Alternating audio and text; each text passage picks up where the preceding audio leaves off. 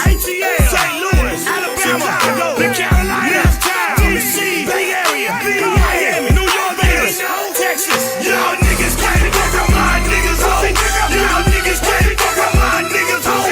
Y'all niggas can't fuck with my niggas, ho. Y'all niggas can't fuck with my niggas, ho. Motherfuck that nigga, motherfuck that bitch. Motherfuck that nigga, motherfuck that bitch. Motherfuck that nigga, motherfuck that bitch. Motherfuck that nigga, motherfuck that bitch. Y'all niggas more flexing that, flaunting that. Yeah, man, you already know exactly what time it is. We're back here to serve some more game on the ground from Hunger Hounds. So just got the pound and are ready for the next round. So with that being said, man, make sure y'all grab your snacks, y'all drinks, y'all weed, whatever the fuck the case may be, and we finna jump into this B&H. You guys can see the name of this episode. Charleston White got into Hollywood. Apparently. It's a 4-hour long fucking interview. Obviously, I'm not going to be reacting to the whole thing. I'm not going to be watching the whole thing on this stream. But we're going to check a good chunk of it out and see what all the wild shit that Charleston White said this time, man. This shit got to be good. So that being said, man, let's go ahead and head on over here, man. Shout out to the 3 motherfucking people that are up in this building, man. We finna look at this shit and we finna do it the way that we do. Let me go ahead and... Oh, fuck. But what the hell just happened? Hold up, man. Oh, no. Oh, no. Okay, here we go. I don't know what the fuck just happened. My bad, y'all. Technical difficulties going on here. I got to get this shit pulled right the fuck back up. Hold up. Give me just 1 minute, y'all. All right. There we go. There we go. All righty. Go ahead and bring that back here. Now we're going to bring this shit back up again. Boom. And boom. And boom. Just like that. Now we're going to go ahead and pull this out. Bam. Just like that. All right. All righty. Now we are good to go. Now we are good to go. So with that being said, man, I got my motherfucking chips right here. I got my dip right here. Got my drink right here. Y'all already know this is going to be fun as hell. Let's get into it. This next guest is somebody that the entire world that lives on Beyonce's good internet knows. Man, I was a little bit intimidated to come sit with Jason Lee. Kill your mama, suck my. That's what feeds the algorithm. Do you think slavery was a choice? Yeah, I ain't taking that thing. Oh, I can feel the internet right now. You and your dead baby. You pepper sprayed Soldier Boy. Yeah, you goddamn right. I makes that. You said that Sexy Red was a hoe. Stomp down, dirty leg, hoe. Veins explode at my penis. When you said the Chinese people, yeah, I'm that petty. You were cheating on. Y'all cheating on my wife. That's an old riding hoe. Man, I'm gonna be honest. You think men that paint their fingers are sissies? You want me to say this on camera? Absolutely. Well, Charleston is not afraid to go viral. Go viral or die. Media covers your story will be built from the ground up. Dominate. So motherfucker, Jason Lee.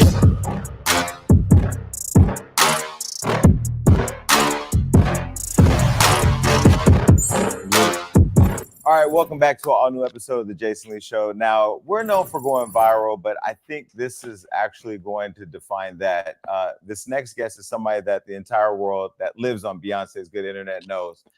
This is a comedian, an actor, hustler, a new author, and somebody that I don't have to ask to tell me exactly what he thinks. Please welcome, oh God, here we go, Charleston White. Hey. Okay, so I have to tell you, I tell my family in a group text, oh, I'm interviewing Cardi B, I'm interviewing Young Miami, I got Remy Ma coming on this. I said I'm interviewing Charleston White. They're like, oh, we got to catch a flight and come and watch this, because everybody back home where I'm from, Stockton, California, where I live now, as you know, and around the country, watches you online, is tapped into everything you say and do. And I think every time you turn on the internet, you go viral. I don't know if that's by design. That's intentional. Is it intentional? Yeah, I do that intentional. You do? Yeah. Welcome to the show. Yeah, I appreciate you for having me. I was actually excited and nervous at the same time. Nervous is, I don't want to hear that. I'm not accepting that Charleston White was nervous. Yeah, even when I do stand-up, I tell my partners, man, I got to work this nervousness off. And they think I be playing. But nah, man, anytime the camera come on you, and it's not scripted. It's an element for me. It is. I'm nervous because man, I don't know what I'm gonna say sometimes because I'm so truthful. Yeah. And there's a brutal truth to a lot of the things that I say. But I like to use the ugly truth. Yeah. And the ugly truth is very offensive. Let me tell you, I know people are watching saying, I thought Jason Lee was getting away from the tea, sipping less tea, sipping more cappuccino. Yes, this is the set where we sip cappuccino. But the thing that I find interesting about you is I don't know half the time when I'm watching you if it's an act, if it's real, what you believe, what you don't, because what I do know for sure is we have lots of intersections of similarities. Yeah. You had said something somewhere where you said somebody had asked you, you know, why you say all these wild, crazy things. And you said, that's how I get these niggas' attention. Yeah. And it stopped me that day because I really feel like when I share my story of how I got into the game, I had to get people's attention, being very honest in a brutal way. Not as brutal as you sometimes, but brutal. And that was the thing that kind of stuck with people. So that hit me in a way because I never seen you say that. In 2012, 2013, 2014, 2015, I wouldn't dare use the word nigga on social media publicly. Because I was a youth advocate, working, partnering, in training the state's Texas Juvenile Justice Department. So I'm raised in a household where the word nigga is not used. That's a term that it's a term that you don't use. But hip hop and culture wise, it's a term that we embrace. So even as a man, I was conflicted with what I believe culturally and what I was trying to evolve away from boy to man, right? So it became my outlet, right, to get on here and talk like an ignorant motherfucker or something, because that's the lyric of the rapper, right? And what made me realize that is because I grew up when gangster rap first came. We both 1977 babies, right? Yeah. So when Eazy-E in the song "We Want Easy," there's a questionnaire where they say, "Hey Eazy, why do you wear your pants like that?" "I wear my pants like this because it's easy access, baby." "Easy, why do you talk like this?" He says, "I talk like this to get my point across." Now think about that. Damn. It's no difference when grandmother or mom or mother and them come in and say, "Hey, when I leave here, I want you to wash the dishes. I want you to go cut the grass. I want you to do this." She say it nicely the first time, and we typically ignore that. But if she come in and say, "Get y'all mother, if I'm gonna whoop your goddamn boy, you jump up and go to getting it then." So I understand that form of psychology and vernacular when presenting my presentation to the world. I started out before I came to the internet public speaking. My public speaking then went to motivational speaking. So by the time I got to the internet, I had already been through community college. I was about to drop out in college as a pre-law student at Texas Western University. So I had studied theater and arts, drama, professional speech, introduction to speech. So I just brought all that to the internet. So that's why it seemed like the character is so conflicting, because it's all in one. I can't tell the truth 100% of the time. It's just like the teacher can't. That's crazy, bro. See, this is the thing. People think that Charleston just randomly got on the internet one day, woke up and decided he was going to do all this crazy shit. But in reality, he learned all these different skills and put it all into one fucking character, and he got what he got now. See, people don't look at the work that it takes behind closed doors. People only look at what's in front of them on stage, and that's why people hate him so much. That's why people are so jealous, because they think that he just randomly decided to come up on the internet one day and just be fucking degenerate.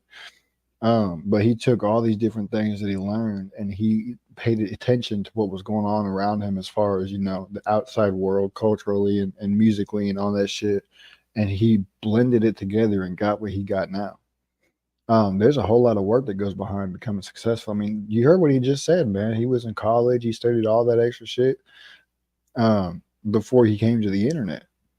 It's crazy, man. It's a whole lot of work to put in. just really teach to our kids. They have to put some form of music or arts or fun to learning. So I just brought that to the internet, but in a villain-fine way. I wanted to be a villain. But why did you? So you intentionally want to be a villain? villain? I wanted to be a villain because this what I know from studying our culture. We all start out loving all our favorite celebrities, only to end up hating them. I watched us. I'm a Michael Jackson baby. I'm a Michael Jackson. But we turned on Mike in the end. Yeah. When all those allegations came, we started calling Mike crazy, and when he was wearing the mask.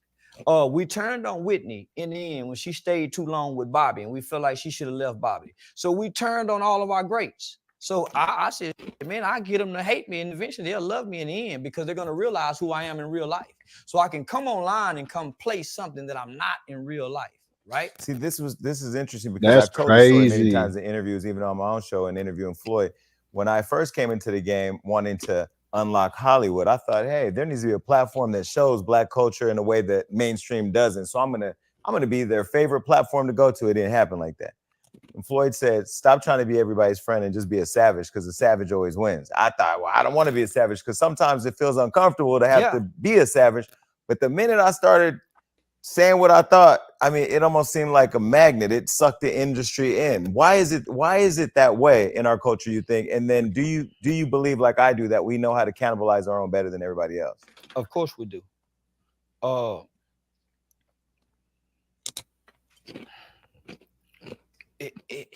It's almost how we get ahead in America. We can't get ahead in America really uplifting other Black people, and we're openly doing it. We can't, at every level of success that we get to, we openly as Black people reach back down and pull other Black people up by the masses. They'll close the doors on us. They who? White folks or Black people? Black people.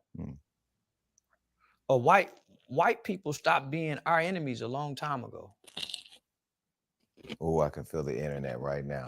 Do you believe that? Yeah, I truly believe that. Why? Because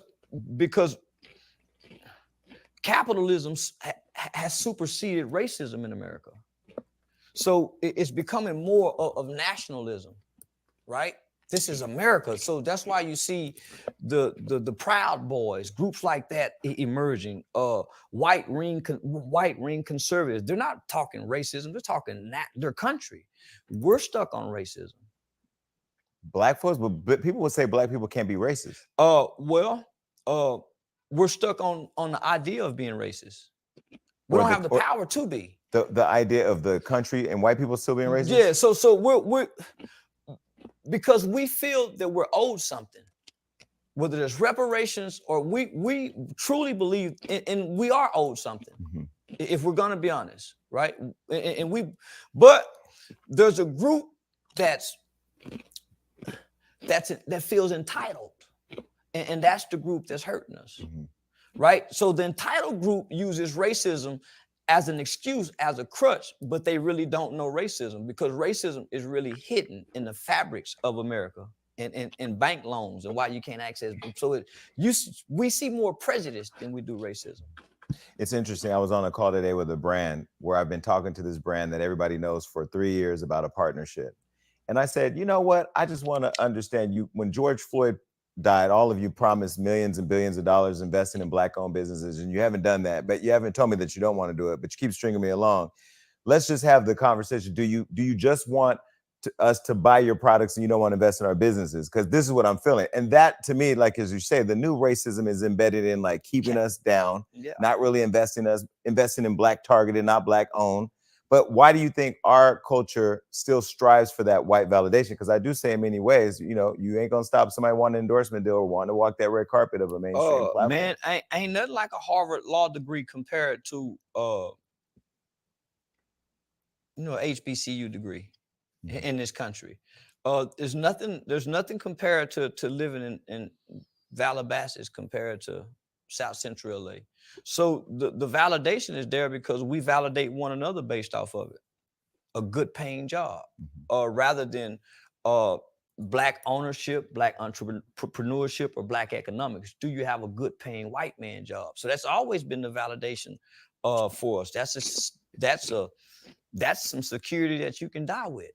Your good paying job, the benefits that good paying job offers you compared to you starting your own business and passing that down as a family tradition or an inheritance, right? Mm-hmm. So what else do we have to strive for outside of white validation? Black excellence still seeks white validation. As you say that, I see Jay-Z standing on the Grammys stage. Puffy checking the people at the Grammys and missing the BET Awards.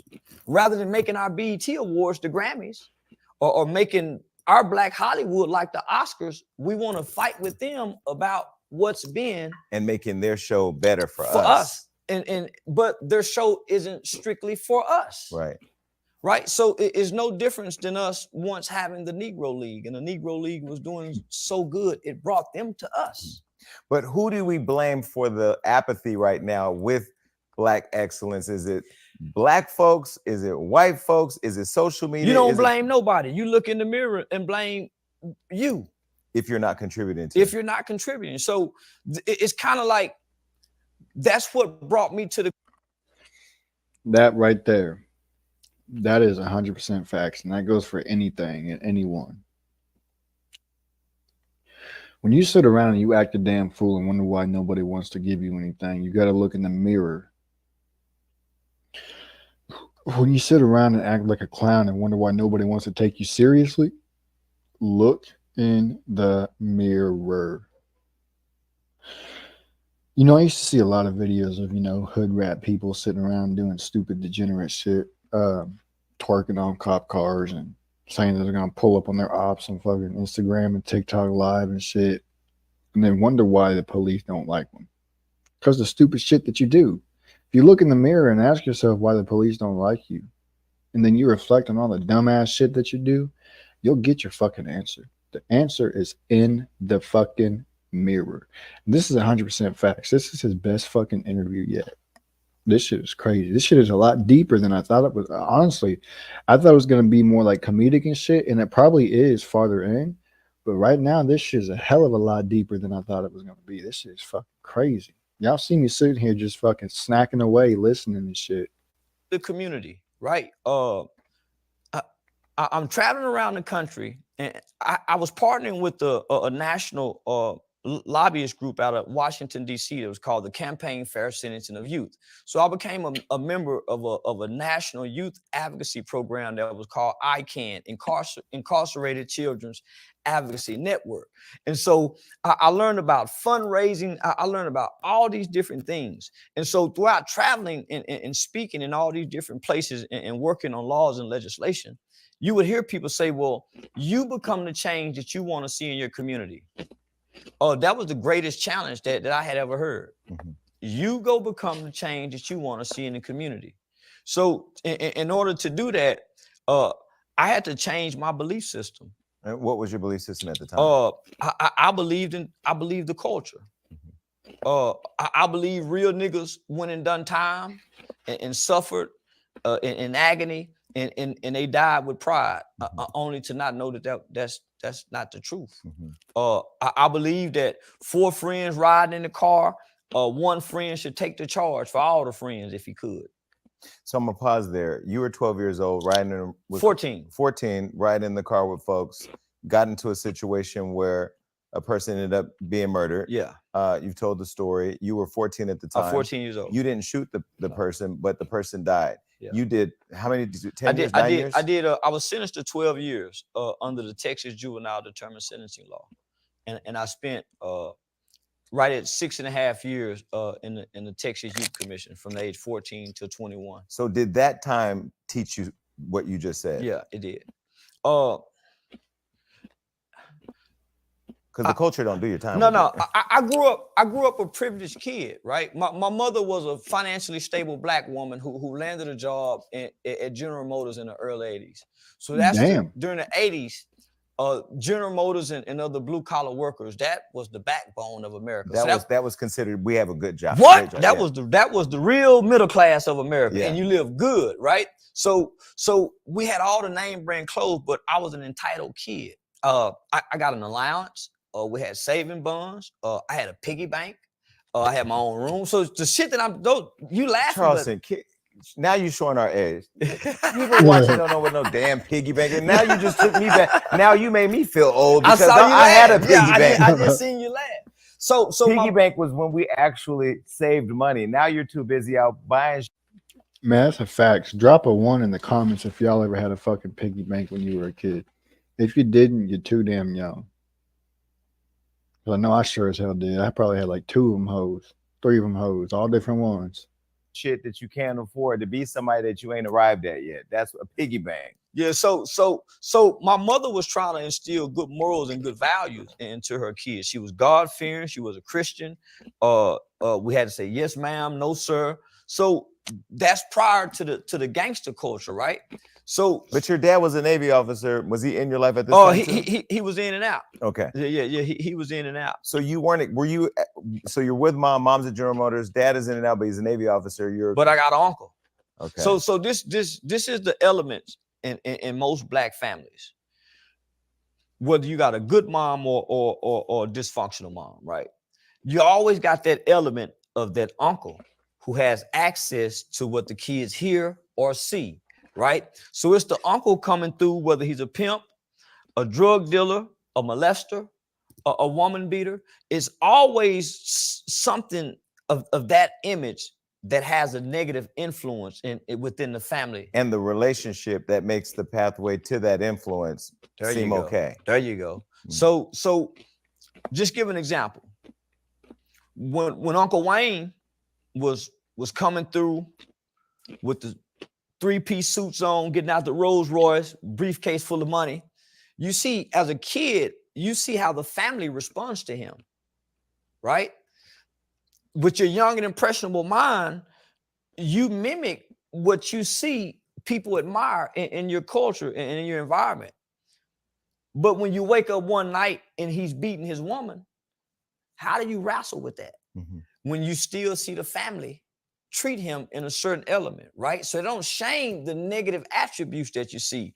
The uncle who walks through the house with the sagging pants with the gun, who still lives with grandmama. Damn. Whose sister's just dropping the kids off over here, right? Grandmama just babysitting for a while, but the uncle still lives there. It's no different than the one who molests the kids, who has access to the kids. So you end up mimicking that behavior. So I'm born in the 70s. Man, my uncle was a pimp. The 70s and the 80s was the black exploitation era. It's no different than the drill era, the gangster era, the trap music era. We had a black exploitation era that was projected through Hollywood and entertainment. Superfly, The Mac, Penitentiary 1, Penitentiary 2. Was Foxy Brown a part of all that? Come on now. Mm-hmm. So when you think about Penitentiary 1, Penitentiary 2, as kids, we don't have access to these movies because they're not coming on television. Your uncle's got these videotapes, these VCR tapes. So we're watching them. So my name is Charleston. My dad's name is Charles Ray. My name is Charleston Jamon. But my pimp uncle, when I come home from the hospital, he called me Charleston Blue because there was a pimp movie called Come Back Charleston Blue that came out in '76.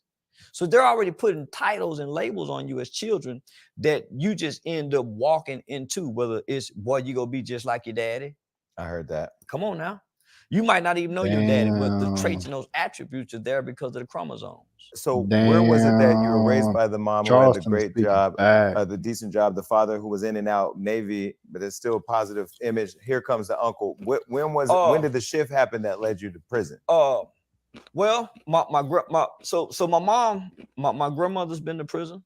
So my mom would have to take me to go visit my grandmother in prison. My granddad ended up going to federal prison. My mom would have to take us to go see him. Then my Uncle Wayne is in and out.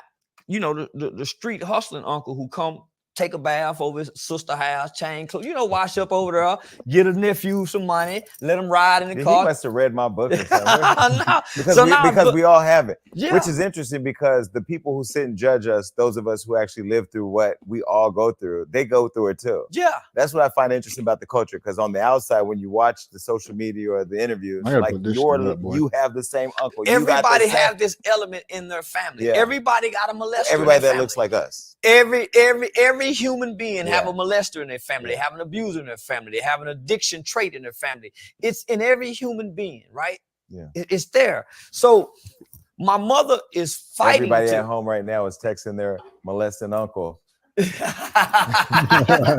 so my mother is fighting to keep us from this, but because she's a single mother, and back then there was really no resources to help single mothers. So my mom, when I'm getting out of school, they doing 12-hour shifts at General Motors.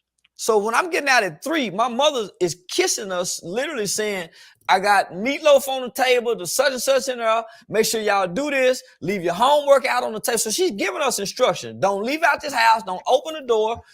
I'm going to call this such and such, make time. So she's giving us instruction. Yeah, we're not going to listen to that. Come on now. Yeah. And so she's going from 3 in the afternoon to 3 at night. Yeah. So when my mama coming home, she's doing her due diligence. We better have the homework out because she gonna work us up. Where y'all homework at? She's going to the extent of going to the bathtub to check and see if the soap wet, to see if we took a bath. Get up, boy, and take a bath. Y'all ain't took no bath because of soap. So she's doing all of that to try to instill good morals and good value. But while she gone, Uncle Wayne coming by cooking up dope. Damn. She got a sister who's just getting crack, came through what, 81, 82. So now my aunt is addicted to crack. So now my aunt is losing her place. Her and her kids have. My mom's trying to be the backbone to save the family. So she's exposing us to the negative elements of our families by bringing these family members into our homes, allowing them to stay with us, trying to help them.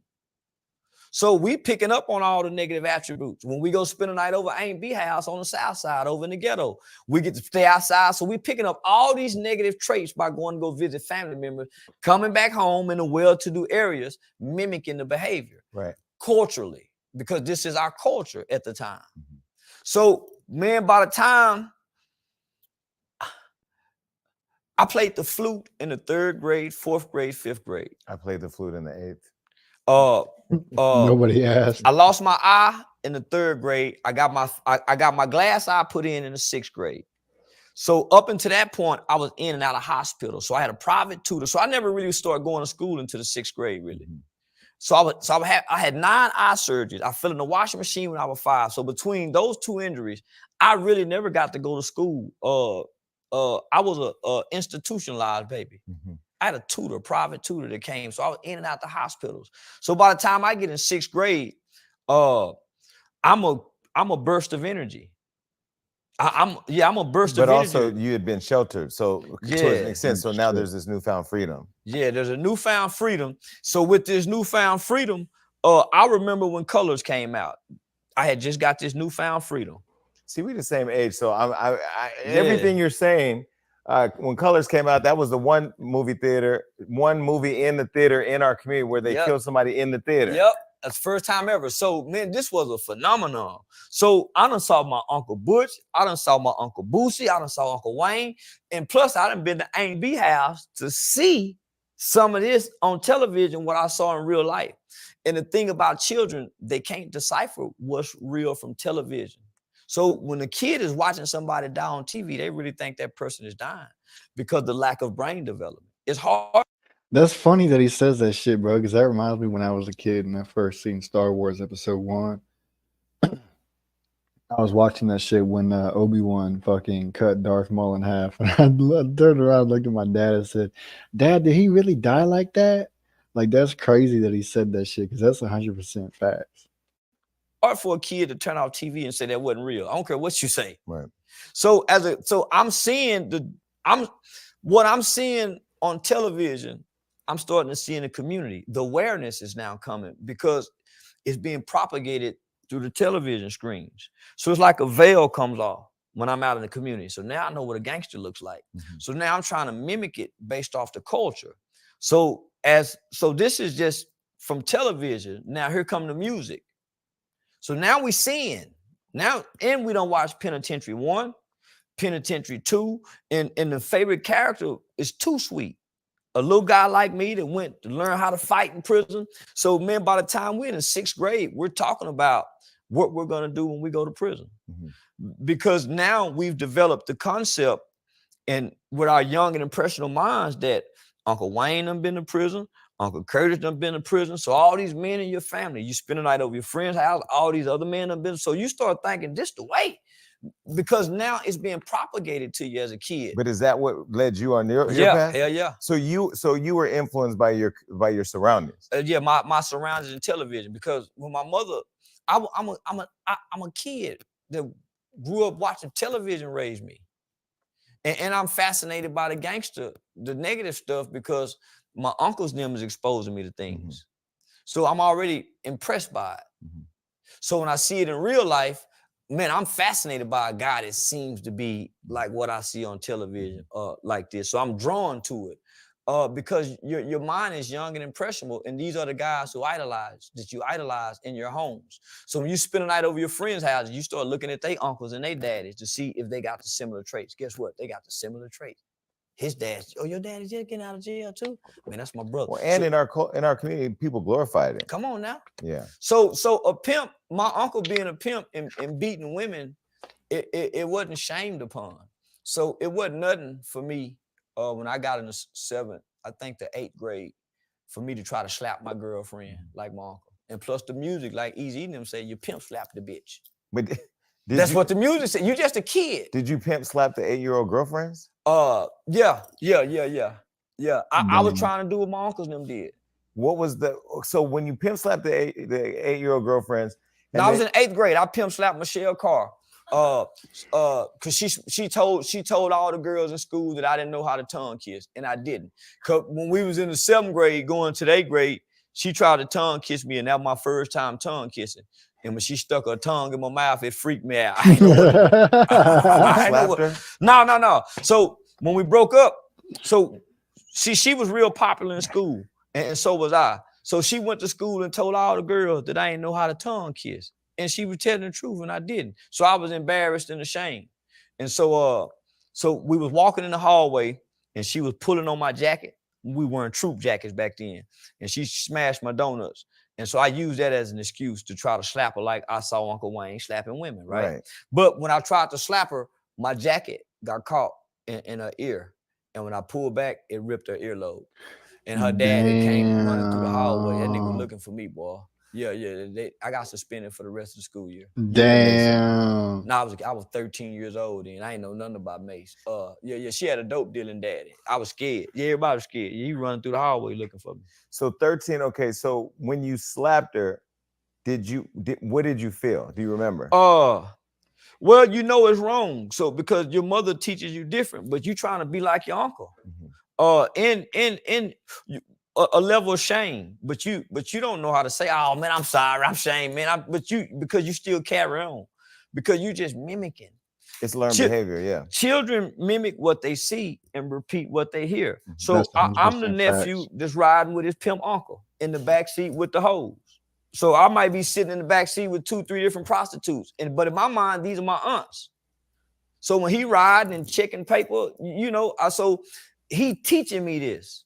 So yeah, nephew, you ain't got no reason fucking with a bitch if you ain't got nothing for her to do. And I just be, eating a Happy Meal. Learning the behavior. Yeah. So all behavior is learned, either directly or indirectly, either being taught or through observation. But when you're in the car with the guys, you're 14, they shoot the guy, you're telling them to shoot him, they kill him, he dies, you get locked up. Yeah. Did that experience make you go, this, when you get in jail or prison, this movie shit is not real? Yeah, there's a different reality that sets in when you partake, or if you take somebody's life. It's not like the movies. The movie go off. When you take somebody's life, that scene never goes off. Damn. So no, it took a while because you're still dealing with a human that has an undeveloped brain. right? Yeah, the feelings were overwhelming, right? So the feelings of guilt, the feelings of shame, even embarrassment, it can be so overwhelming for a kid that some kids have committed suicide because the brain can't process these overwhelming feelings. It's impossible because of lack of brain development, right? The lack of the prefrontal cortex, logic and reasoning. So you're trying to understand why I did this. You're trying to understand why I feel so guilty. You're trying to understand why I want to play tough around my friends and still act like weak. So you battling the fact that, yeah, I have empathy, but when you get with your community is clapping for you because y'all done killed somebody. So that's a hard balance. Right. And you really have empathy. And part of your redemption, part of your rehabilitation, part of your resocialization, all stems from you having empathy. You feeling bad for what you did, but your culture is saying free the killer. The culture is saying, yeah, man, that nigga killer. So, man, that's a hard balance. So to put a kid, for a kid to make that choice and that decision and put himself in that situation, that's why many young people never. Oh, that's a fact, boy. Hassan Campbell's gonna be screaming about this fucking interview, boy. He gonna be, oh man, he gonna be fucking crying about it. Oh, I can already see it. Oh no. He needs to. I'm surprised he hasn't fucking fell off yet. Never can recover from making this horrible decision at such a young age, and they can't change at an old age because the culture won't let you have empathy. So K. White, your brother, Yeah, Kevin White. Yeah. He murdered somebody when he was 17, got arrested, did 31 years, just got out of prison. It took him 20-something years to have empathy.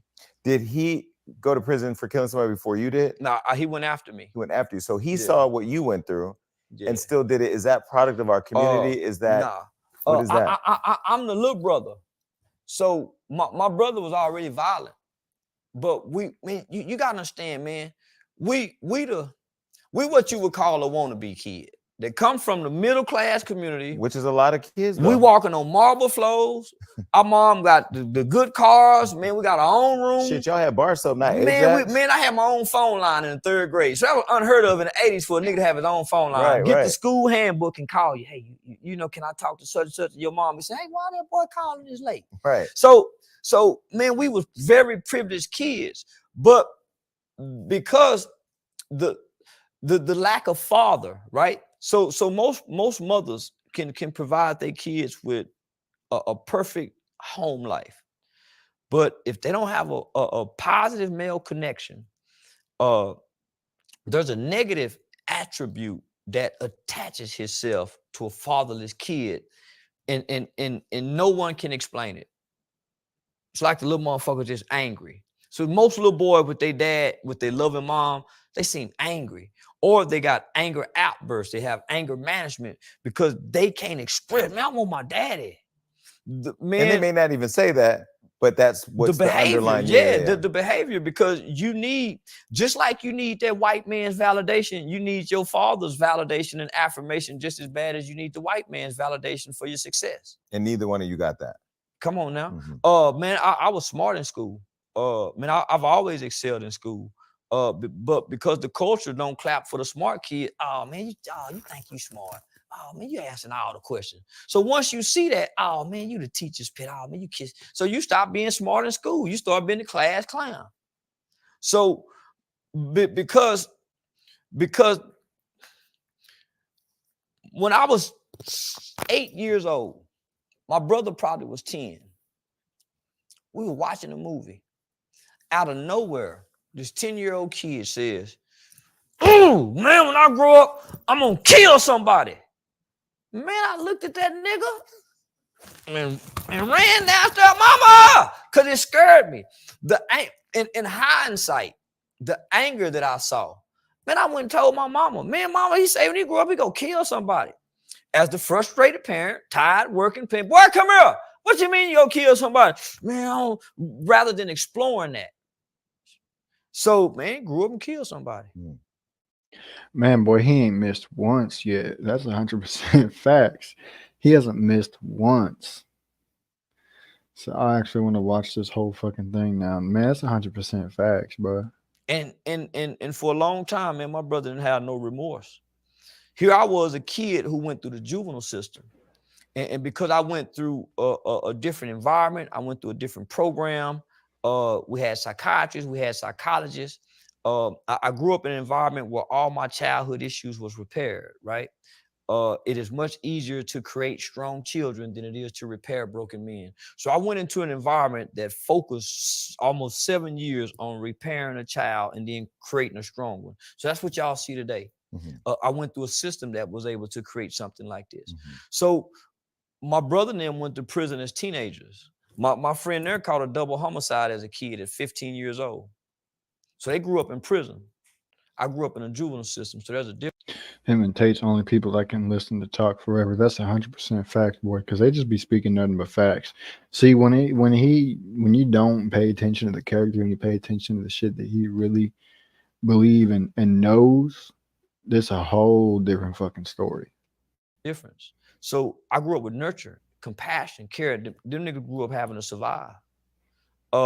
So my brother, I had to cut my brother off because here I am working with children. I'm working with victims groups. And I remember my brother telling me specifically that he didn't have no empathy for the guy he killed because it was street and drug related. And I remember telling him that there's no way God would ever let you out of prison if you don't have no empathy, if nothing for his mother. My mother, she would always tell us, no matter how hard it got when we locked up, she said, at least I can still come see y'all. The other people can't come see their loved ones. Damn. So just think, so my mother would never let us complain because we were responsible for taking somebody's life. So she would never let us forget that. But my brother never thought he would ever come home from prison. My mother believed he would. But there's no way he could have came home and he not developed some type of remorse for taking somebody, even if he feels justified.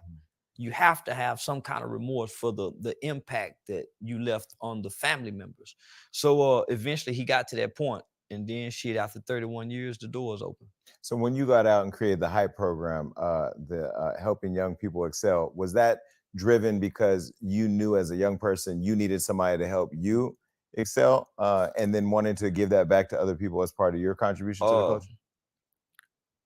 From 1991 to 1998, age 14 to 21. Man, that's a big old gap. That's a big development. Those are big development years too. Yeah, and so when I was released, I had been locked up in a juvenile system probably longer than any kid at that time, whereas the others had been transferred from the juvenile system directly into the adult prison system. I grew up with children who killed their mothers and their fathers.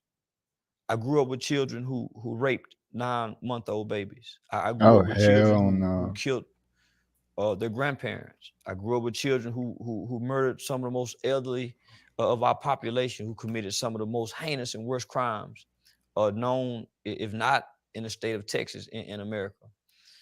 We were the first group of children in America outside of California, Chicago, Philadelphia, and New York who began to commit murder in the late 80s and early 90s. This was a group of children who Joe Biden and Hillary Clinton went before our congressional members and said that these children are super predators. That term came about during that time. They said that this group of children would be bigger, faster, stronger, heartless, and incorrigible. This was spoken to our Congress members. So they began creating laws in this country, strict, harsh, inhumane laws toward children, mainly one, a juvenile life without parole. So they began sentencing Was children. that when they decided to try juveniles as adults? Yeah, so at that time, they lowered the certification age from 15 to 14. And then they started giving children at the age of 12 juvenile life without parole with no possibility. But this is before all the data and the research about brain development, right? Because the term super predator and that being attached to children sent a shockwave of fear through America. And we were committing these crimes. So that's the singular thing I think that, although I did vote for Hillary and wish that Hillary would have won for my own personal reasons, that was the one. I voted for Hillary too. I named my daughter after Chelsea Clinton because I was a Hillary fan. Really? I was a big Hillary fan. Hold on.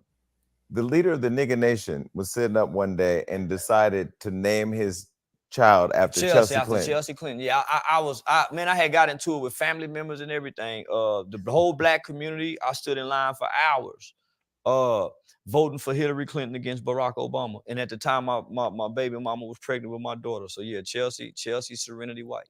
But people not understand. Well, that was the super predator thing, was the thing that stuck on Hillary when she was running against Donald Trump, because people couldn't, black folks, were tired of being labeled super predators. Not stigmatized. That was a stigma it was a horrendous stigma, because now they're trying to undo what they had done, and they even apologize for it. But not to mention 3-strike law that also happened under that whole minimum sentencing guidelines on the federal, all of that. So right now, the Miller versus Graham ruling that overturns the automatic juvenile life without parole. So that's how I kind of got into politics.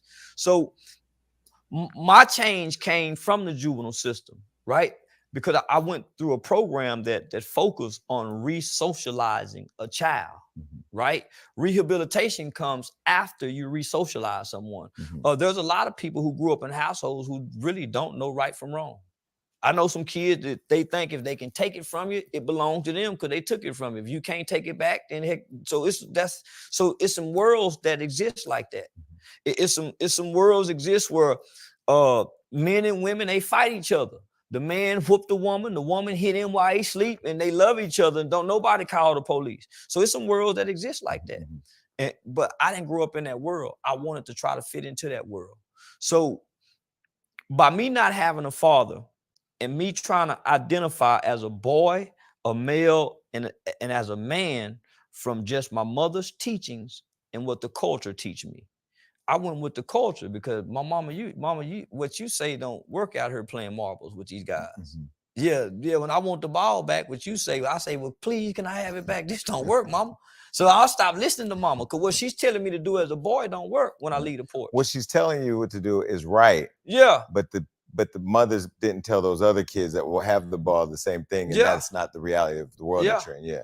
Yeah. So sometimes culture overrides what you're being taught in the home, because you got to survive and fit in, and I want to fit in. But that's the thing. Where do we take responsibility as a culture, though? Because I can tell you, the only time I've actually actively tried to kill somebody was the day after, a couple of days after my brother got murdered. It was at that point I think I had just hit a low. I wrote about it in my book, where I talked about us going to find the person, knocking on the door, and having the guns. And in my mind, I remember the feeling of, I didn't care who opened the door. We're just going to kill everybody in there. That's what I thought. But I got into a place of despair. But there were times over my life where I've made decisions like, you know what? I don't want to sell drugs. I'm bad at it. I was doing side agreements with crackheads that don't work. They don't pay I was tricking. Yeah, I was a little nigga tricking. But when do we take responsibility? Because not all of us go down that path. I'm going to say the culture, right? Boys in the hood. When they gave us the part, when Trey said, let me out the car. Yeah. And Doughboy and them let him out. We need more examples. Other than that, we ain't got no examples. That's a great answer. Yeah. And they didn't shame him. They let him out the car. See, now we ain't gonna let the nigga out the car. Oh, bitch ass nigga, hoe ass, we gonna shame him. He can't ride in the hood. So, man, let a nigga out the car. We need more examples. Man, we need more. Man, until I came, man, nobody done stood up and said, man, you gangster niggas wrong. You gang, man, I wouldn't dare disrespect no Crip and Blood nigga, and we done Cripped and Blood. But man, at some point, man, when you know better, you do better. Charleston is not afraid to go viral. Let me tell you where I can't remember the first time I saw you. I know after I saw the first viral clip, and I can't remember which it was, I've watched everything unfold after then. Do you ever think about your safety, your own personal safety? Yeah. Well, in the beginning, I had an aggravated assault charge with a deadly weapon. So this was like in 2018, 2019. By 5 guys, 5 blood members from a different city said, we go come to the classy lady. And I'm thinking these niggas just online talking. Because in my mind, ain't no nigga finna just say what they finna do and come. And plus, it's Sunday and the Cowboys playing. These niggas ain't finna stop by. So, but I'm online playing. I don't watch football. I ain't got nothing to do. So I get in my car, get my guns, and I record myself doing this. Riding all the way to the classy lady, which where my youth organization was. So when I get there, I see one of the guys. I knock over the table, but I'm recording myself doing this. I take cover with the gun, but I never point the gun or nothing. I end up having to make bond to get out of jail on that for aggravated assault with a deadly weapon. But you didn't shoot him? But because you Uh, pulled the gun out? Yeah, because I pulled the gun. But the charges end up getting dropped. So after that, I'm saying, man, these niggas ain't gonna go to that extent, because in my mind, I haven't done nothing to nobody. I'm saying to myself, the guys who want to hurt me or who would hurt me, they've already hurt other people. So why would they be mad at me for what I'm saying when it's somebody mad at them for what they've done to other people? I haven't been gang banging. I haven't been shooting up the neighborhood. So in my mind, the energy that comes back to me, it don't require me to be harmed and hurt. I wrongfully participated in taking a man's life as a kid and paid my dues to society for that. So my debt that I paid to my victim is that I work with other children who possibly could take somebody's life like I was, a misguided kid. So that's my energy that I sow back into the life that I've taken. Outside of that, most of my crimes was committed as a kid, snatching white women purses, breaking into white people's houses, because you got your uncles and them telling you, go cross the railroad tracks and do it. So you thinking you're doing some just taking from white people coming back over here. But my mama saying wrong is wrong. God has no respect to person. So as you get in trouble, as throughout your life, as you get in trouble, you're a smart kid in school and you go to a white school. So who's mostly impacting you? These wonderful white teachers. Who's coming to tutor you? These wonderful white teachers who's teaching you about John Brown and who's really teaching you your history. So you really can't. So you're conflicted by what your uncles and them saying. So you got to think, homie, during the 80s, you got a bunch of niggas that was sitting around mad at the man. Yeah, nigga, they went to selling dope. They were mad at the man. Right. And everything's about, even the television shows were about the man, from George Jefferson to all in the family. Everything was about the man. So as a kid, you're intertwined into the culture because mama and them gone. So that's what's raising you. But you're trying to balance your mother's good teachings. Right. So isn't social media nowadays gaslighting that even? It's just putting fire to the flames, right? It's worse, especially if mama's busy. And so this is the dilemma now, is that mama is so busy and the kids are so active and the kids learn and pick up so fast. They from what I'm gonna say as early as 2, they put a phone in this kid's hand. And it's always bewildered me. How does this kid know what to go watch? Because these, as early as 2 years old, these kids. Man, he's not even fucking lying about that, boy. You look around nowadays, you're gonna see every fucking toddler with a damn phone in their hands. Parents ain't even supervising what they're looking at. They use the phone to babysit their kids for them while they out doing this, that, and the other, and fuck all and this, that. Like, it's crazy, man. It's like there's no real parenting no more. It's just all phones and technology and video games and all this other shit, and they're learning all about this pride shit and this fucking gay shit and this street shit, and it's just like, damn, bro, like, it's a damn shame. There's no real parenting no more. Kids find their favorite videos, right? So that's what drew my interest about content creation, because I've found out that the kid videos pay more than all of us. We got some millionaire rich kids we'll never know. Right. But they've been opening toys since their parents. And here our kids are clicking on it. So I'm saying, man, how do your kid find these videos? So from just say 2 to 4, the phone is raising them, because we give them the phone so we don't be distracted by them. They get to eat and they got the phone. They eat and they got the phone. Then they get the tablet. Then they get the tablet. Then they get the PlayStation. Then they get the joystick. Yeah. So, man, so by the time they get the joysticks and put the headphones on, fuck you, nigga, you're gonna die. Fuck you, bitch, I'm gonna shoot you. Man, you gonna put them headphones on in here? I've been online listening to those games, Call of Duty. It's worse than rap in Iraq. But what I'm saying is, where's all this anger coming from amongst our youth? Right. It's the absence of some form of parent. Well, and where's the complacency? What the fuck did I just say? There's no real parenting. This dude does not miss, bro. In parenting and putting the blame on the creators of the content or the consoles that they're using. And now, because I'm on the console, Now, here we are, kids who grew up playing with other children, right? And we had empathy and we had compassion. If we fought, now get up. Let them get up. Put a stick on your shoulder. So this group of children, because technology, they have the emotional detachment from other humans. It's easy to be mean. It's easy to be cruel. It's easy to shoot something that you're not detached to. It's easy to be harmful to something. So they don't have the emotional detachment from human interactions. So, hey, man, this is real. This is a real mean, cruel culture of children that they have to try to exist in with no compassion because they don't have emotional attachment. So why do you hate TikTok? I hate TikTok because TikTok let the world monetize off me and won't let me make $1. Damn. What do you mean? I've never been able to make $1 off TikTok. I got over 2-point-something billion hashtag Charleston whites. I got 22 million misspelled Charleston white hashtag. And so they let other people take my content and make money. But because I'm so offensive, at times my perceived ideologies seems radical. And most of the time I'm just bullshitting. I've never, outside of a personal interview like this, I've never brought the real Charleston to the internet. Well, that's why I wanted to interview you, because I know people are saying you're running for city council, and we're going to get to all.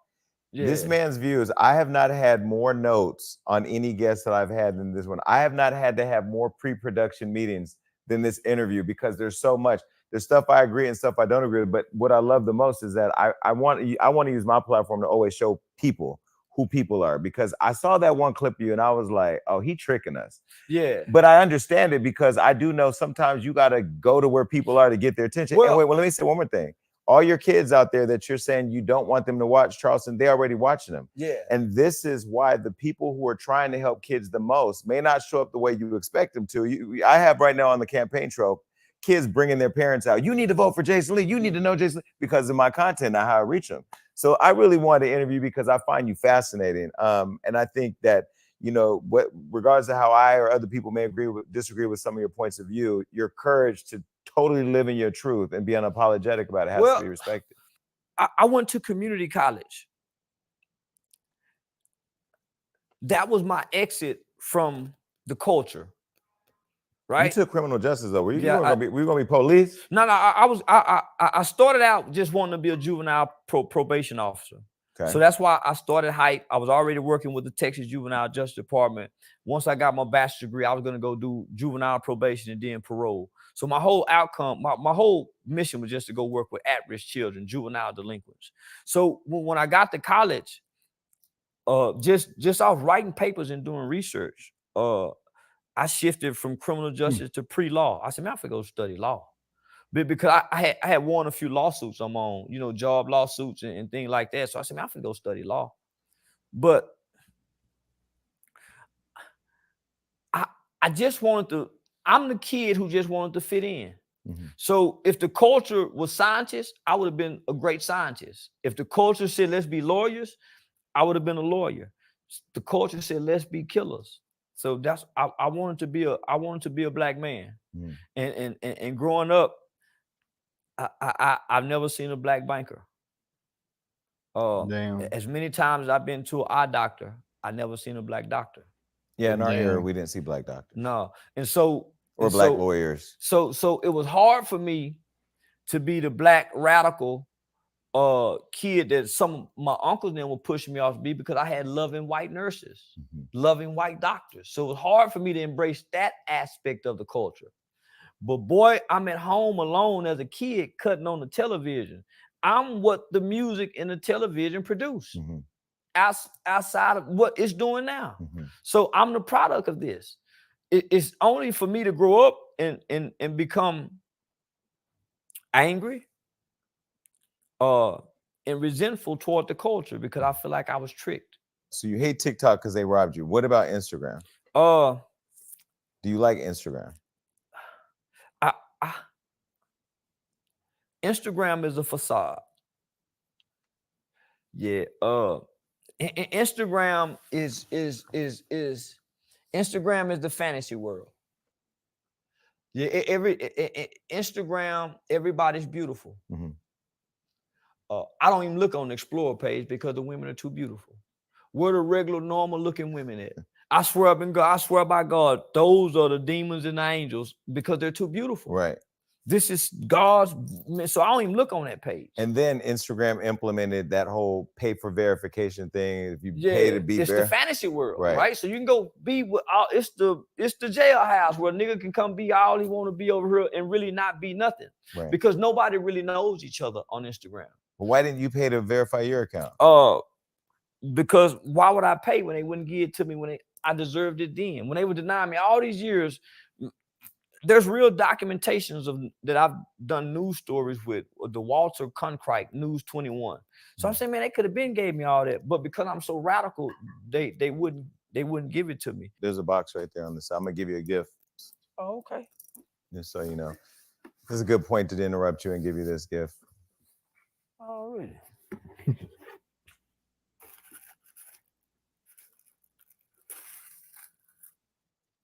Oh, we verified your Instagram account. Oh, man. We got the page back too and verified. Oh, yeah? I mean, you earned it. I mean, that's crazy.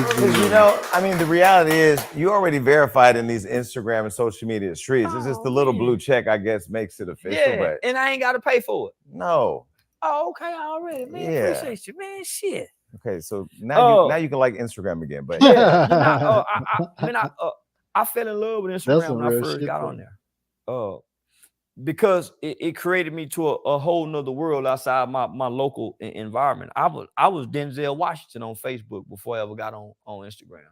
In terms of fame, popularity? Fame and popularity. I was doing millions of views on Facebook long before I ever even got to Instagram and YouTube.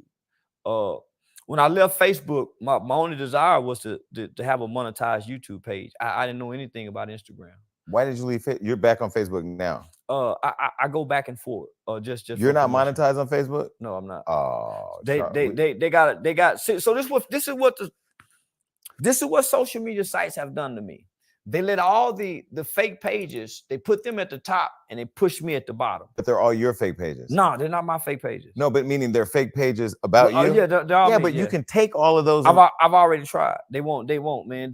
So, I don't know who running YouTube, Facebook, or so I got a Facebook fan page that has 100,000 followers. There's a fake Facebook fan page that got 200,000, and they're scamming people. So this fake Facebook page, I got a show in Miami on May 31st at Miami Improv. The fake Facebook page done reached out to Miami Improv to try to get some upfront money when we already got a negotiation for door split. So they had to reach out to us and say, hey, well, that's you. I'm like, no, man, that's a fake page. Okay, let me make a deal right here on my show. If I can get all these fake pages, consolidate them and get them to you and then yours and monetize it, can we get paid? Hell yeah. Okay, man, we can split deal. that 50-50, man. Yes, no, we don't gotta do 50-50, but we got that. Okay, so that's on the, we're gonna make a note of that. Yeah, we partner with Facebook and Instagram. We can figure that out. Okay, man. All right. Man. What else you need for me? You want some help on the campaign? What you want me to stop cussing? You want me to stop being mean? What you want me to do? Look, you might have to pop out on the campaign because everybody back home knows you. Shout out to Stockton. Man, shout out to Stockton. Now listen, you got me. When I saw you climb that fence, I think y'all were having dog problems or something. The pool, the McKinley Park pool, this is a pool in my community. They've been lying to the people. The op who I'm running against told everybody that she had cleaned up the park. So I went showing them that it wasn't. So I climbed up the fence to get over there. I didn't know that would go viral. When you did that, I said, that's some people pride themselves on being bosses. I said that's a true leader. Yeah. Because a leader is someone who focuses on self-improvement, and while making self-improvement, they make the people around them better. So for you to do that, it reminded me of, shout out to Mayor Bessie Price. But before she retired as our mayor in Fort Worth, she would go on a bike ride in the city with the people, and so our new mayor, Mayor Maddie Parker, she developed a reading program that most people in the Black community didn't know about, but they went against her. So while she was working for Mayor Betsy Price, they was looking at the reading statistics. And at that time, I think only 33% of Black children in Fort Worth could read on or above their grade level. So she created this reading initiative program in Black people, and she didn't say nothing. She just created it, and it became very beneficial. So when you did that, so that's what really started making me tune in to you. Yeah, you know, we didn't even. I appreciate that. We didn't even do it for performative reasons. There was literally the only way to get in that shot, to get the pool. I had to climb the I fence. saw that, And I'm willing to do the work. And I think that for all of us who are trying to make our communities better, whatever our content is or whatever, I mean, we're all going to reach people our own way. You have a reach on the culture that people just can't deny, whether they like or don't like the content. My family, I use them as the compass on what direction to go. And you're one of the names. They always say, "Where's Charleston White?" They wanted to be here. Yeah. So shout out to Stockton. Okay, now how did you trademark the word nigga? Because I've trademarked words. I never thought of trademarking the word I've heard my whole life. Mama used to call me nigga. She was a white woman. She dead though. Yeah. How did you You trademark see the the way word he was nigga? And smiling? why did you do that? Tupac. I got the word "made nigga" tattooed on my shoulder from shoulder to shoulder. So I'm the brain that Tupac talked about before he died. He said that he wouldn't change the world, that he would spark the brain that would. So I'm the kid that caught Tupac from the Me Against the World album. So, you know, in the boys' home, we saw the Brenda's Got a Baby. So I never got to grab a hold of the Thug Tupac, right? So I got the Me Against the World, the All Eyes on Me. So the lyrics, right? So at the time that I started developing admiration for Tupac, I had became a Muslim. So I was rebelling against my mother's Christian beliefs. What made? What? I was in the boys' home. So you became a Muslim because you? I joined first. I joined the gang, Okay. right? And the gang led me to Islam. Got it. As most niggas do. Because you were learning the discipline, or no, because that's where we was having the gang meetings at in the chapel with the Islam niggas, right? Yeah, that's where, and you know, and we get to kind of buck the system with the food. So it was just it was an outlet. I was rebelling, right? Because my mother's teachings ultimately superseded everything that I believed as a kid. So I'm just going through a phase, man. I done went from, so you got to think, from 5 years old to 12 years old, I'm in a hospital having leg surgery, then eye surgery. So I just got my eye put in 1989 in the 6th grade. I'm locked up for murder 2 years later. So I never was a gangster. I was still sleeping with my mama at 12 years old. So I was a little boy trying to play this, trying to be something, and made a horrible decision, cost somebody's life, and ended up in the boys' home with kids who really come from this. But I'm a little brave heart. I'm a little brave heart little nigga. So, you know, and I know how to act. You know, I done saw Uncle Wayne. So I want to fit in. I don't give a damn. Whatever we got to do to fit in, I want to fit in. So that means if we got to hurt somebody, yeah, I'll hurt somebody. Even if it feels bad, it feels better fitting in. Right? So I joined the gang. Then I'm rebelling against my mother. I became Islam. Islam teachings. But they weren't saying nigga at the temple. No, but Tupac was coming with nigga. Never ignorant, getting goals accomplished. Remember, strictly for my niggas. Yeah. So just that, my niggas. So Tupac became my King Von. You know, he became my, you know, what Jay-Z is today. So he became the youth minister. He became the Farrakhan. He became the Martin Luther King, as I read about these other people. So he became that figure. So when I got out, I get made nigga tattooed. So once I started getting into social media, I started using acronyms. GAME, G-A-M-E, game applied means elevation, because I know this is what gets the young niggas' attention. Damn, boy. Pimp, proper instruction, motivate people, put it in my pocket. So I'm using acronym just to talk to the, you know. Damn, son, that's crazy, man. There's so much in this fucking interview, boy. And this is only an hour in, and this thing is fucking 4 hours long. We're gonna react to the whole thing, but not tonight. We're gonna do it in separate parts, boy. I can't. If I sit here and watch the whole thing, my ass gonna end up falling asleep, and I don't want to fall asleep through this. This is too good. It's too damn good, boy. So with that being said, man, we're gonna go ahead and in the first part here, this is fucking crazy, dog. I don't even know what the fuck to say, man. It's that good, bro. Like, you rarely have or see or listen to any video or movie or show or whatever that you don't have much to say about because it's that good. This is one of them things that you don't have much to say about because it's that fucking good. It's just that fucking good. So with that being said, man, I appreciate y'all for tapping in. We finna carry on with part 2 probably tomorrow. With that being said, I'm getting the hell out of here. I got some other things I gotta take care of. I'm gonna get this outro going. Make sure y'all share with your friends, your families, moonies, aunties, grannies, and everybody else that y'all know. Let's get it. Hey, it was a fun tour, going out here and all this shit, all over fucking USA, and I'm done with all this shit. I'm cool off all this fucking talking shit. I got a whole team to represent. I don't want to do none of this. I never did want to do any of it. Fuck this nigga and fuck his team, bro. I'm out. I gotta go. Square up with yourself, motherfucker.